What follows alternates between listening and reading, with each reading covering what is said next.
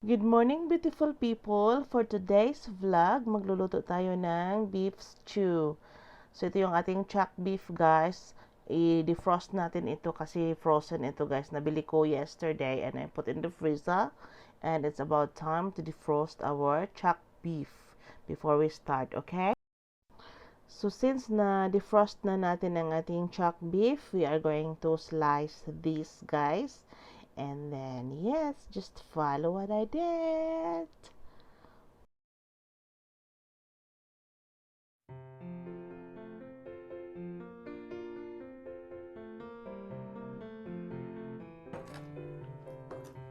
Nagko na kayo siya, guys.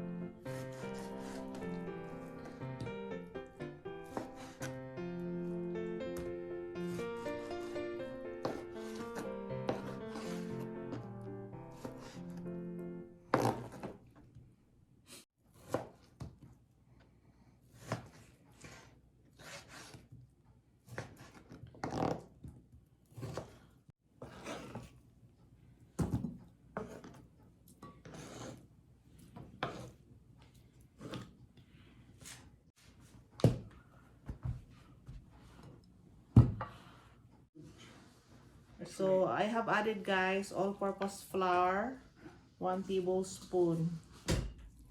Ikot natin ang ating karne. So, ito siya.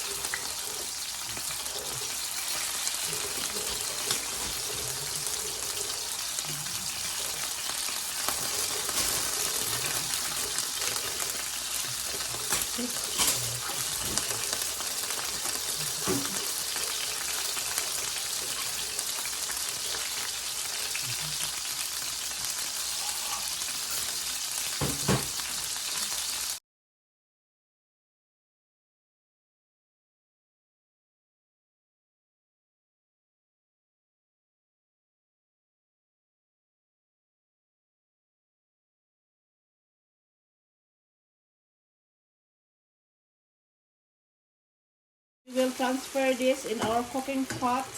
This one. So, yun. Ano yung na-brown natin na meat. Oh. So, guys, inilagyan ko na siya ng 1 teaspoon of salt, then pepper. Tapos, we will add, gamitin ko itong lamb herbs. Okay? Konti-konti lang mga besh. So, isimmer natin for 3 hours. Sa napakahinang apoy, guys. Takpan na natin, guys. So, yun. So, 3 cups of water, all in all na yan, guys, ha. Nilagyan natin ng a teaspoon of salt, ground pepper, and lamb herbs. So, takpan natin yan. Tapos hinaan natin ang apoy. So i-transfer ko siya dito, guys. Yung hindi masyadong malakas na apoy. Sorry.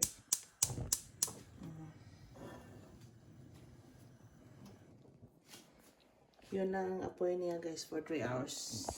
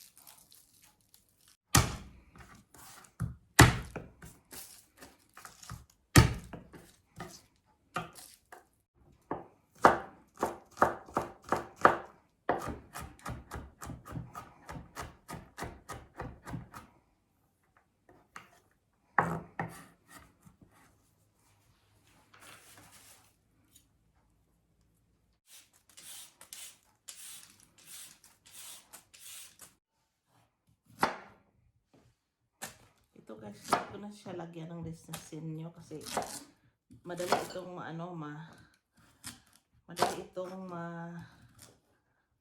luto.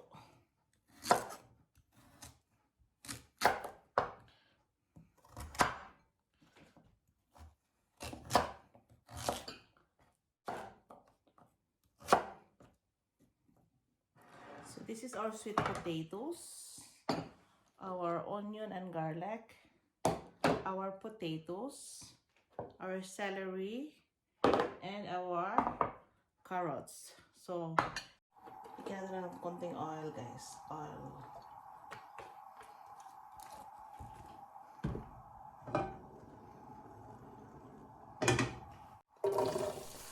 So, it's about time to brown our vegetables. We will first brown our carrots. For the carrots, 3 minutes or 4 minutes. Okay?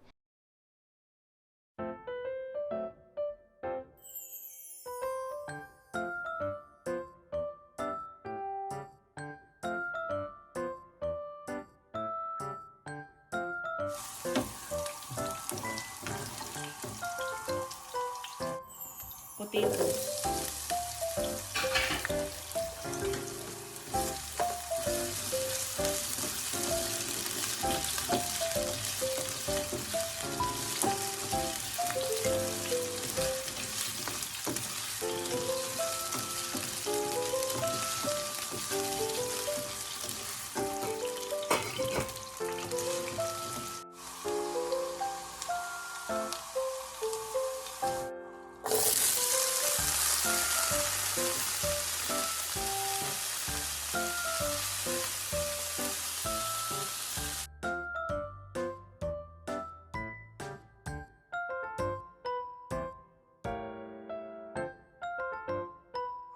Maglagay ako ng butter, guys.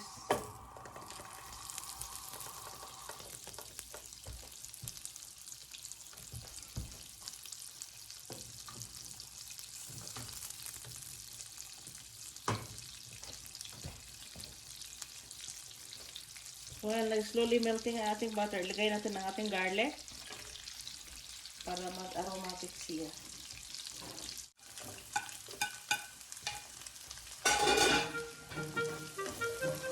Sa butter ko ginisa, guys, ang ating garlic and onion.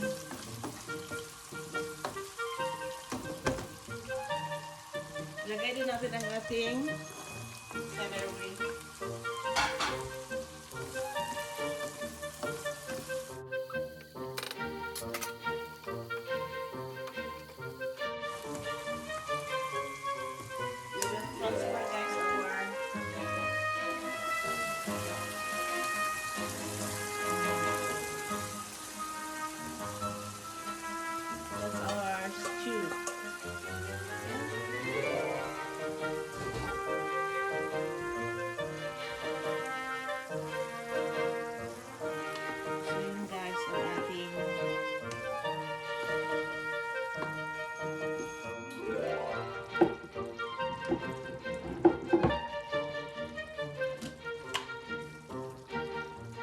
Bay leaf.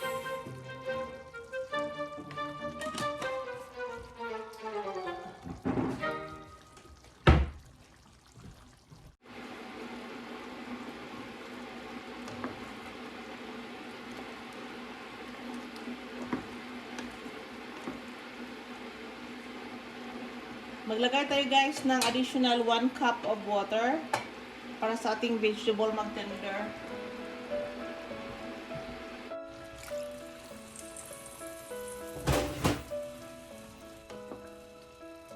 Then, dagdagan natin ng konting timpla later. Or now na. Pwede now na.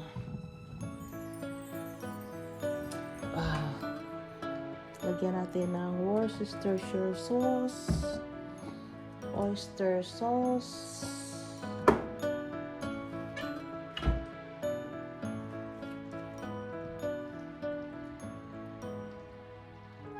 Teaspoon lang, guys, ng oyster sauce. 1 teaspoon. Tapos, lagyan natin ng around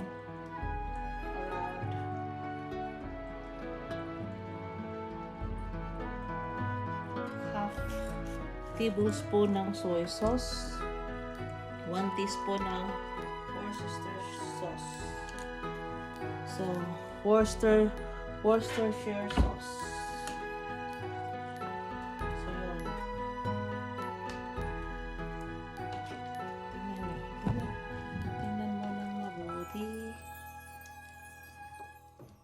Maglagay tayo, guys, ng tomato paste. 1 tablespoon ng tomato paste.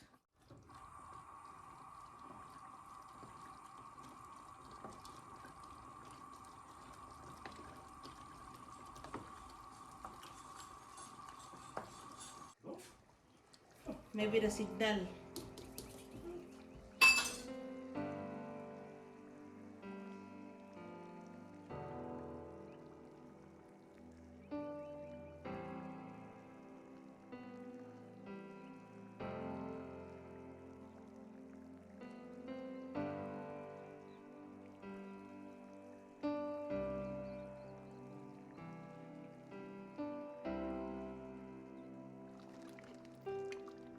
So guys, ito na yung ating stew, guys. Oh.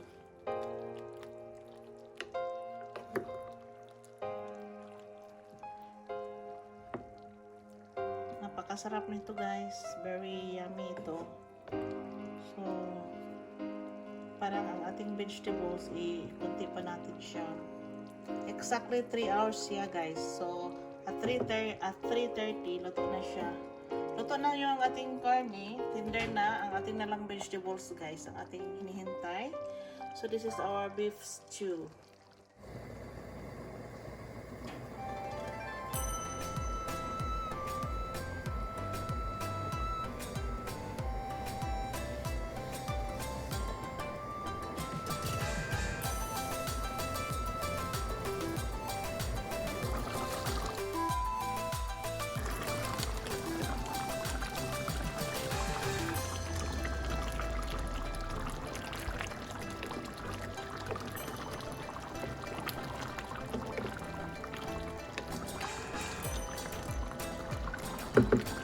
So that's the best thing when you are going to saute first or make it brown your vegetables. Kasi hindi siya magsagi, guys. Look at also the meats. Our meat, guys, oh. Hindi siya magiging sagi. Look at it. In good shape pa siya. So it's about time to eat. So, lutong-luto na siya, guys. The taste is good. So,